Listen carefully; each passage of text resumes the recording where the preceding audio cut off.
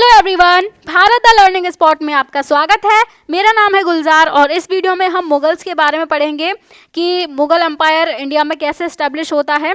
लेकिन उससे पहले हम ये जान लेते हैं कि मुगल के आने से पहले भारत में चल क्या रहा था। ठीक है, कौन सी डायनेस्टी, कौन सा एम्पायर रूल कर रहा था, वो पहले हम समझ लेते हैं। तो ये जो आपको मैप दिख रहा है, ये है मुगल एम्पायर का मैप। इतना जो सारा एरिया था ये मुगल के अंडर में था। ठीक है, लेकिन मुगल बाद की बात है। इससे पहले समझो कि जो नॉर्थ इंडिया है, यहाँ पर क्या है, यहाँ पर दिल्ली सल्तनत चल रही है ना। और दिल्ली सल्तनत में जो सबसे लास्ट वाली जो डायनेस्टी थी, जिसका नाम है लोदी डायनेस्टी, इसका सबसे last ruler Ibrahim Lodi rule कर रहा था। ठीक है, और इसी इब्राहिम लोदी के टाइम पर यहाँ से एक बाबर नाम का इंसान आता है और यहाँ पर पानीपत नाम की जगह पर लड़ाई होती है, युद्ध होता है, जिसे हम बोलते हैं पानीपत का पहला बैटल। तो यहाँ पर दिल्ली है, दिल्ली से थोड़ा ही दूर पानीपत है हरियाणा में। ठीक है, तो यहाँ पे पानीपत का पहला बैटल होता है जिसमें दिल्ली सल्तनत हार जाती है, यानी कि इब्राहिम लोदी हार जाता है और इंडिया में मुगल एम्पायर इस्टेब्लिश हो जाता है। ओके, ये था बैकग्राउंड। तो जो दिल्ली सल्तनत थी वो वीक हो रही थी, तो जो बाबर है वो एक टर्किक मंगोल रूलर था। ये भारत में आता है, एक मिलिट्री स्ट्रेटजिस्ट था ये, और इसको समरकंद से बाहर निकाल दिया गया था। देखो बाबर कौन है, बाबर है एक तुर्किक मंगोल। ठीक है, तुर्किक मंगोल का क्या मतलब है, ये जो है ये सेंट्रल एशिया का मैप है। इधर है अपना भारत, ठीक है, और भारत से नॉर्थ वेस्ट में ये वाला जो रीजन है, ये पूरा रीजन तुर्क रीजन बोला जाता था। पूरा का पूरा ये तुर्क रीजन था। इसमें आज के टाइम पर अलग अलग कंट्रीज आपको दिख रही होंगी। तो जो बाबर है वो इसी रीजन से बिलोंग करता था। ठीक है, और बाबर के जो फादर थे वो तो तुर्क थे, यानी कि जो ये रीजन है यहीं से बिलोंग करते थे, यहीं के रहने वाले थे इसके फादर। और बाबर की जो मदर थी वो कौन थी, बाबर थी जो मंगोल थे ना, मंगोलों की डिसेंडेंट थी, ये मंगोलों की वंशज थी। हमने एक मैप देखा था ये वाला मंगोलों का, जिसमें लगभग पूरा एशिया मंगोलों के अंडर में था, है ना। इन्होंने अपना बहुत बड़ा एम्पायर बनाया था। तो ये जो तुर्क वाला एरिया है ये भी इनके अंडर में था। तो बाबर की मदर इन्हीं मंगोल की वंशज हैं और बाबर के फादर यहाँ तुर्क वाले रीजन के वंशज हैं। या एक तैमूर नाम का जो इंसान आया था जिसने भारत पर आक्रमण किया था, तिमूर जिसे हम बोलते हैं, 1398 में इसने दिल्ली पर आक्रमण किया था, दिल्ली को बुरी तरह से लूटा था। तो ये भी हम इसे भी तुर्क मंगोल बोलते हैं। इसे तुर्क मंगोल इसीलिए बोलते हैं क्योंकि ये भी इसी रीजन से ही था, तुर्क वाले रीजन से। लेकिन इसका ऐसा कुछ नहीं था कि इसके मदर या फादर कोई मंगोल थे, नहीं, ये बल्कि अपने आप को मंगोलों से इंस्पायर मानता था, क्योंकि जो मंगोलों का साम्राज्य है, जो एम्पायर है, वो काफ़ी बड़ा एम्पायर था। तो ये तिमूर अपने आप को इन्हीं मंगोलों से रिलेटेड बताना चाहता है, इसीलिए अपने आप को तुर्क मंगोल बोलता है। ठीक है, और इसी तिमूर का जो वंशज है वो है बाबर। मतलब वंश का मतलब क्या होता है, तिमूर के बेटे का बेटा, उसका बेटा, इस तरीके से। तो फिर इसी वंश में बाबर पैदा होता है। ठीक है, तो बाबर के फादर कौन थे, तिमूर के वंशज थे और तुर्क थे, और बाबर की मदर कौन थी, मंगोल की वंशज थी। इसीलिए बाबर को तुर्क मंगोल हम बोल रहे हैं। ठीक है, अब वापस से इस मैप पे आओ और यहाँ पर देखो, ये जो कंट्री है ये उज़्बेकिस्तान आज के टाइम की कंट्री है। यहाँ पर एक जगह है समरकंद, ये जो आपको दिख रही होगी। ठीक है, इसी समरकंद से बाबर को निकाला गया था। क्यों निकाला गया था, क्योंकि बाबर इस समरकंद पर रूल करना चाहता था। क्यों रूल करना चाहता था, क्योंकि ये समरकंद तिमूर की कैपिटल रही थी एक समय पर। तो बाबर चाहता था कि ये भी समरकंद पर रूल करे, इसी सेंट्रल एशिया वाले इलाके पर रूल करे। लेकिन यहाँ पर जो राजा थे ये भी आपस में लड़ रहे थे। तो यहाँ के राजा ने बाबर को हराया, बाबर से समरकंद छीन लिया और बाबर ने फिर दोबारा से अटैक किया, फिर उसने समरकंद को कब्जे में लिया, लेकिन फिर से उससे समरकंद छीन लिया गया था। तो बाबर सेंट्रल एशिया में अपना एक स्टेबल राज्य नहीं बना पा रहा है ना, एक स्थायी शासन नहीं बना पा रहा है। तो इसीलिए बाबर अब यहाँ से चला जाता है और अब ये भारत की तरफ देखने लगता है, क्योंकि भारत बहुत समृद्ध है। भारत के बारे में बड़ी बड़ी कहानियाँ जो हैं वो दूर दूर के देशों तक थीं कि भारत में बहुत सारा सोना है, बहुत सारा चांदी है। इस वजह से ये भारत में आता है और भारत में आक्रमण करता है।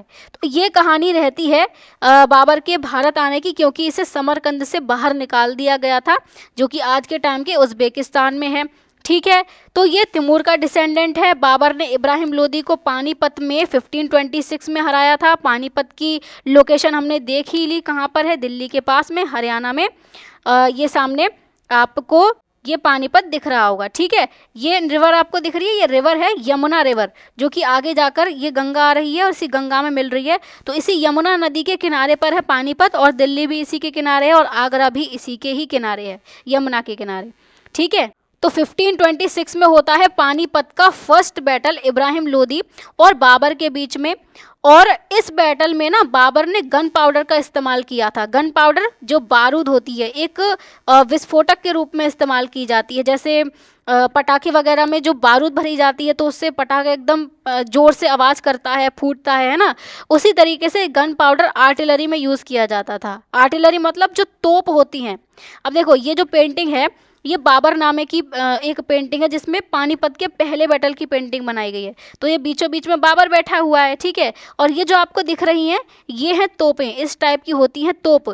तो इन्हीं तोपों में बारूद भरा जाता है, और फिर वो बारूद क्या करता है, वो यहाँ से जो बॉम्ब वगैरह जो भी है इन तोपों में, उसको मतलब एक ज़ोर से विस्फोट करता है, जिससे सामने वाला दुश्मन मर जाता है। तो पानीपत के फर्स्ट बैटल में गन पाउडर का इस्तेमाल किया गया, फील्ड आर्टिलरी यानी कि जो तोप होती हैं उसका इस्तेमाल किया गया, और मैचलॉक गन का इस्तेमाल किया गया। मैचलॉक गन क्या होती हैं, ये पुराने समय की बंदूकें थी, और इन बंदूकों में जो है वो बारूद भरी जाती थी, और उस बारूद को जलती हुई रस्सी से छुलाया जाता था, जिससे फिर जो बारूद है वो विस्फोटक बन जाती थी और गोली चल जाती थी। तो ये मैचलॉक गन, गन पाउडर और जो आर्टिलरी वगैरह हैं, ये सारी टेक्नोलॉजी भारत में नहीं थी। भारत में युद्ध में ये सब नहीं इस्तेमाल किए जाते थे, लेकिन बाबर ये सब जानता था, और यही एक बड़ा रीज़न रहा बाबर के जीतने का इस युद्ध में। तो दिल्ली सल्तनत हार जाती है इस युद्ध में, इब्राहिम लोदी हार जाता है, जिसकी वजह से दिल्ली सल्तनत का एंड हो जाता है, और मुग़ल एम्पायर की फाउंडेशन बाबर रख देता है दिल्ली में, और बाबर ने दिल्ली के थ्रोन का कंट्रोल अपने हाथ में ले लिया फिर, ठीक है।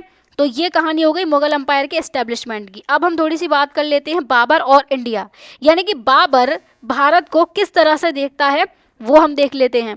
तो बाबर ने अपनी एक ऑटोबायोग्राफी लिखी है, एक कैंडिड ऑटोबायोग्राफी। कैंडिड मतलब इसमें इसने ज़्यादा कुछ झूठ नहीं बोला है, जो रियलिटी है वही इसने लिखा है। और ऑटोबायोग्राफी का मतलब होता है कि कोई भी इंसान अपनी खुद की लाइफ के बारे में खुद लिखता है, जो भी उसने एक्सपीरियंस किया है, जो भी ऑब्जर्व किया है वो खुद लिख रहा है, वो ऑटोबायोग्राफी होती है। और एक होती है बायोग्राफी। तो ये बायोग्राफी कौन लिखता है, कोई दूसरा पर्सन लिखता है किसी के बारे में। मान लो बाबर ही है, बाबर के बारे में अगर कोई और लिखता तो वो बायोग्राफी कहलाती, लेकिन बाबर ने खुद अपने बारे में लिखा है तो वो ऑटोबायोग्राफी कहला रही है, ठीक है। अब इस ऑटोबायोग्राफी की अपनी एक हिस्टोरिकल वैल्यू है। ये हिस्ट्री के पर्सपेक्टिव से बहुत इम्पॉर्टेंट है, क्योंकि ये हमें कई सारे इवेंट्स के बारे में बताती है। तो इसका नाम क्या है इस ऑटोबायोग्राफी का, इसका नाम है बाबरनामा, यानी कि बाबर्स मेमोइर्स। मेमोर का मतलब वही होता है, कोई इंसान अपनी लाइफ के जो भी एक्सपीरियंसेस हैं उनको लिखता है। तो बाबरनामा में इसने खुद को बहुत तारीफ़ की है अपनी। इसने बोला है कि ये कल्चर्ड इंसान है, अपने कल्चर को साथ में लेकर चलता है, ये इंटेलेक्चुअली क्यूरियस है, यानी कि ये हर चीज़ में जो है वो दिलचस्पी रखता है, हर चीज़ के पीछे का रीज़न जानने की कोशिश करता है। और इसने अपने आप को आर्किटेक्चर, पोइट्री, एनिमल्स और फ्लोरा के बारे में इसे कई मतलब बहुत अच्छी समझ है, ये इसने बताया है। आर्किटेक्चर क्या होता है, जैसे कोई बिल्डिंग वगैरह बनाई जाती है तो वो किस तरह से बनाई जाएगी, क्या डिज़ाइन रहेगी, कैसे उसके पिलर रहेंगे, कहाँ कहाँ पर कार्विंग की जाएगी, वो सब। जैसे हमने कुछ मंदिर पढ़े थे, हालेबिदु का मंदिर और बेलूर का मंदिर जो होयसलों ने बनवाया था, तो उसका एक स्टार शेप प्लेटफॉर्म हमने पढ़ा था, है ना। और उस स्टार शेप प्लेटफॉर्म के ऊपर यहाँ पर मंदिर बनाया गया था। वैसे ही हमने एक मंदिर और देखा था, विट्ठल टेम्पल, जिसका जो महामंडप है वहाँ पर कुछ म्यूज़िकल पिलर्स बनाए गए हैं, है ना। तो ये सब क्या है, ये सब आर्किटेक्चर का ही पार्ट होते हैं। तो ये आर्किटेक्चर में अपनी समझ रखता था, पोइट्री में अपनी समझ रखता था। पोइट्री मतलब जो कविताएं वगैरह लिखी जाती हैं, पोएम्स वगैरह जो लिखी जाती हैं, उसमें इसकी अच्छी समझ थी। एनिमल्स में इसकी समझ थी, एनिमल्स में पर्टिकुलरली बर्ड्स की ये बात कर रहा है। बर्ड्स के बारे में ये बहुत ज़्यादा इंटरेस्ट रखता था, और इनमें से कई सारे एनिमल्स इसने अपने डिटेल में इनको लिस्ट भी किया है बाबरनामा में। और ये फ्लोरा में भी इंटरेस्ट रखता था। फ्लोरा क्या होता है? फ्लोरा होते हैं पेड़ पौधे। देखो दो टर्म होते हैं, एक तो फौना होता है और एक होता है फ्लोरा। तो जो फौना है वो तो एनिमल से रिलेटेड होता है और फ्लोरा हम बोलते हैं जो भी पेड़ पौधे होंगे उनके लिए। तो फ्लोरा में बाबर बेसिकली फ्रूट ट्रीज के लिए ज़्यादा दिलचस्पी रखता है, ठीक है। बट ये ब्रूटल भी है, अपने आप को इसने ब्रूटल भी बताया है, मतलब कि बहुत ज़्यादा निर्दयी है ये, किसी को भी मारने काटने से पहले सोचता नहीं है ये, और बहुत ज़्यादा रूथलेस कॉन्क्वेरर है। वही मारने काटने से पहले सोचता नहीं है, हज़ारों लाखों लोगों को ये मार सकता है, इस टाइप का ये अपने आप को बोल रहा है। इसने कई सारे शहरों की पूरी पॉपुलेशन मार दी, स्लॉटर कर दी। स्लॉटर मतलब मार काट कर देना, ठीक है। बहुत सारी विमेन को, बहुत सारे बच्चों को इसने गुलाम बनाया। और ये इतना सब करने में ये प्राइड फील करता है, इसे गर्व महसूस होता है। और इसे गर्व इस बात में और महसूस होता है कि जो भी लोग इसने मारे थे, जो स्लॉटर करे थे, जो सिटीज़ लूटी थी, उनके लोगों को मारा और उनके जो स्कल्स होते हैं उनके टावर बनाए। स्कल मतलब खोपड़ी, जो सिर वाला ऊपर वाला पार्ट होता है, उसके टावर्स बनवाए। और वो टावर बनवाने में ये प्राइड महसूस कर रहा है, गर्व महसूस कर रहा है। ये इतना निर्दयी था। तो बाबर सेंट्रल एशिया के लिए नॉस्टैल्जिक था। नॉस्टैल्जिक मतलब सेंट्रल एशिया इसका घर था, तो इससे उसकी बहुत याद आती थी, बहुत लगाव था इसे सेंट्रल एशिया से। और इंडिया के बारे में इसने बोला है कि India country of few charms है, मतलब इंडिया में ज़्यादा कुछ ऐसा नहीं है जो अपनी तरफ अट्रैक्ट करे। मतलब इंडिया की थोड़ी सी बुराई कर रहा है, सेंट्रल एशिया को ज़्यादा अच्छा बता रहा है। लेकिन इस सब के बावजूद इसने ये भी माना है कि हिंदुस्तान, अब उस टाइम पर हिंदुस्तान नाम था पूरा, तो हिंदुस्तान एक बहुत बड़ी कंट्री है और एक ऐसी जगह है जहाँ पर बहुत ज़्यादा गोल्ड है, बहुत ज़्यादा सिल्वर है। ये बात भी बोल रहा है ये भारत को। और भारत में जो रेनी सीज़न आता है, जब बारिश होती है, वो वाला सीज़न इसे बहुत पसंद आया। इसने बोला कि उस टाइम पर जो हवा होती है वो बहुत ज़्यादा फाइन होती है, यानी कि बहुत प्योर हो जाती है हवा और हेल्थ के लिए बहुत अच्छी होती है। और ये रेनी सीज़न इसे काफ़ी पसंद आया, ठीक है। और कई सारे आर्टिसंस हैं, कई सारे वर्कमैन हैं हर एक फील्ड से हिंदुस्तान में। आर्टिसंस कौन होते हैं? आर्टिसंस वो लोग जो किसी चीज़ को हाथ से बनाते हैं, स्किल्ड लोग होते हैं। जैसे कि कुछ ज्वेलरी वगैरह बनाना, तो ज्वेलरी बनाना भी तो एक आर्टिसन का ही काम होता है, ये स्किल है एक। कुछ लोग मूर्तियाँ बनाते हैं, कुछ लोग पेंटिंग्स बनाते हैं, ये सब क्राफ्टमैन या आर्टिसन होते हैं, ठीक है। वही वर्कमैन, ये भी अपने हाथ का काम करते हैं। जैसे अगर कोई मंदिर बनवाया जा रहा है तो उसमें लेबर चाहिए, तो लेबर का काम ये लोग करते हैं। तो भारत में ये आर्टिसंस, स्किल्ड लोग, वर्कमैन, ये भर भर के थे, ठीक है। और ये बात भी बाबर को हिंदुस्तान की पसंद आई। तो इन्हीं लास्ट रीजंस की वजह से, हो सकता है इंडिया की वेल्थ की वजह से, इसने ये सोचा कि चलो भारत में ही रुक जाते हैं, और इसीलिए ये सेंट्रल एशिया वापस नहीं गया और भारत में ही इसने अपना एम्पायर बिल्ड किया। तो इंडिया की वेल्थ को देखकर ये इंडिया में ही रुक गया या हिंदुस्तान में ही रुक गया, ये वापस सेंट्रल एशिया नहीं गया था। जैसे पीछे हमने पढ़ा था ना कि जो मोहम्मद गोरी वगैरह आए थे, जो अटैक्स हुए थे, वो तो लूटपाट करके चले जाते थे, लेकिन बाबर रुका, इसने यहीं पर अपना एम्पायर बिल्ड किया, ठीक है।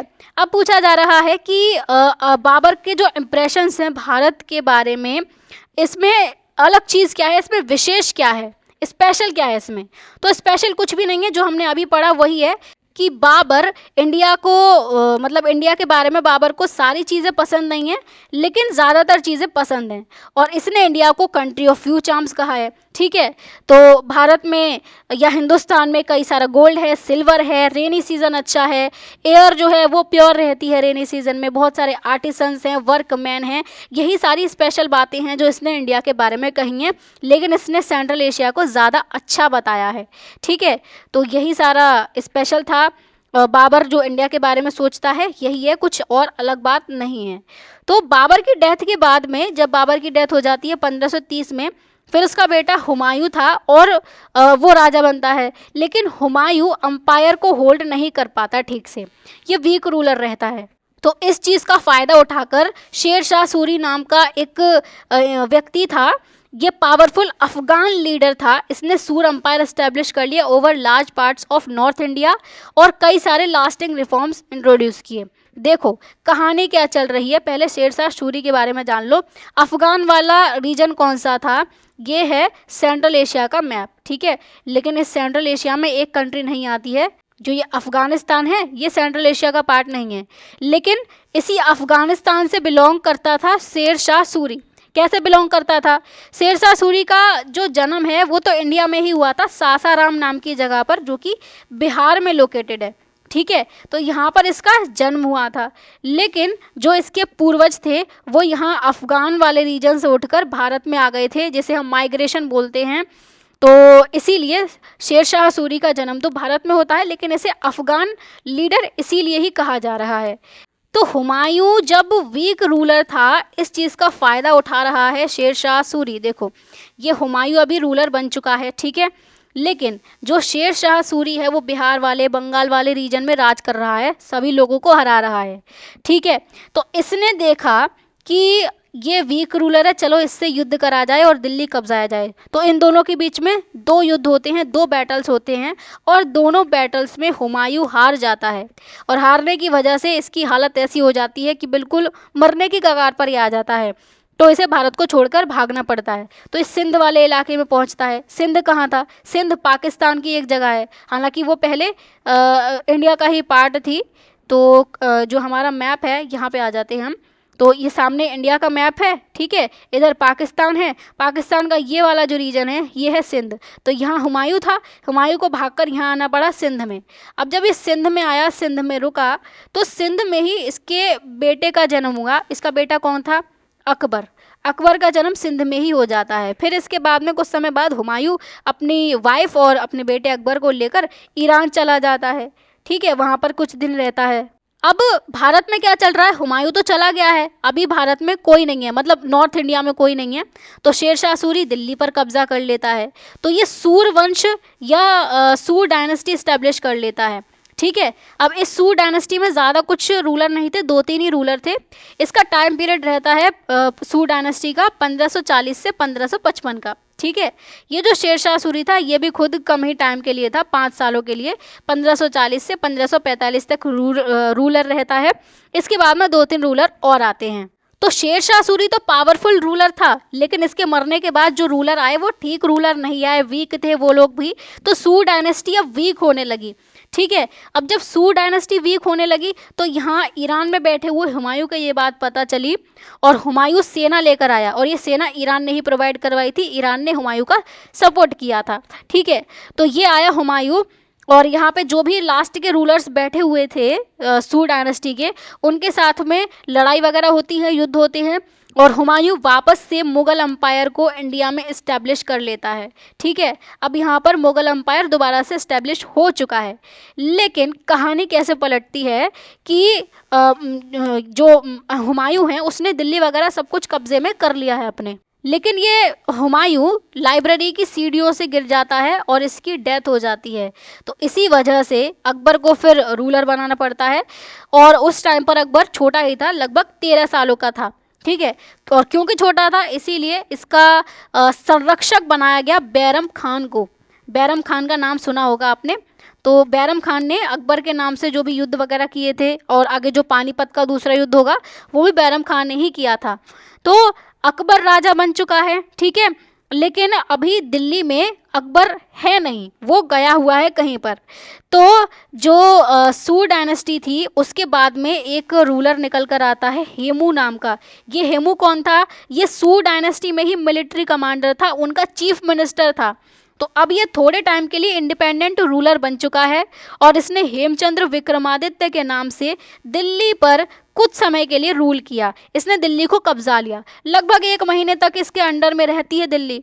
फिर उसके बाद में पानीपत का सेकंड बैटल होता है, और अकबर हेमू को हरा देता है, और वापस से मुग़ल या जो हम कह सकते हैं जो दिल्ली है वो मुग़लों के अंडर में आ जाती है। और अकबर के रूल से फिर एक स्ट्रॉन्ग अंपायर की नींव पड़ती है। तो शेर शाह सूरी जो है इसने सूर अंपायर इस्टेब्लिश किया था, बहुत सारे रिफॉर्म्स किए थे इसने, और इसीलिए हम इसे पढ़ते हैं, वरना हम ऐसे ही किसी छोटे मोटे रूलर को पढ़ते नहीं हैं। इसने रिफॉर्म किए थे इसीलिए हम पढ़ते हैं, जैसे इसने रोड वगैरह बनवाए थे, काफ़ी सारी चीज़ें की थी, वो एक अलग टॉपिक है। तो इसका अंपायर शॉर्ट लिव था, मतलब थोड़े टाइम के लिए ही था, और हुमायूं ने वापस से कॉन्क्वायर कर लिया था अपना लॉस्ट ग्राउंड, यानी कि जो मुग़ल अंपायर हुमायूं छोड़ कर गया था इसने वापस से हथिया लिया। लेकिन वही मैंने बताया, हुमायूं की डेथ हो जाती है। हेमू नाम का एक स्किल्ड मिलिट्री कमांडर था ये। मिलिट्री को जो कमांड देते हैं, जो सेनापति होते हैं वो, और चीफ मिनिस्टर था। चीफ मिनिस्टर को उस टाइम पर वजीर बोलते थे। तो ये सूरी रूलर्स के अंडर में ही था। जो सू डायनेस्टी में जो बाद के रूलर्स थे, जो वीक रूलर्स थे, उन्हीं के अंडर में ये मिलिट्री कमांडर और चीफ मिनिस्टर था। इसने थोड़े टाइम के लिए अपने आप को इंडिपेंडेंट डिक्लेयर कर दिया था, क्योंकि सारे सूर रूलर सब खत्म हो चुके हैं। तो इसने दिल्ली को थोड़े टाइम के लिए कैप्चर किया और रॉयल नेम हेमचंद्र विक्रमादित्य के नाम से रूल किया दिल्ली को। और इसने कई सारी मिलिट्री सक्सेसेस एंजॉय की थी, मतलब इसने कई सारे युद्ध लड़े थे और सारे के सारे युद्ध जीते थे। बोला जाता है लगभग 22 युद्ध इसने लड़े थे और सब के सब जीते थे।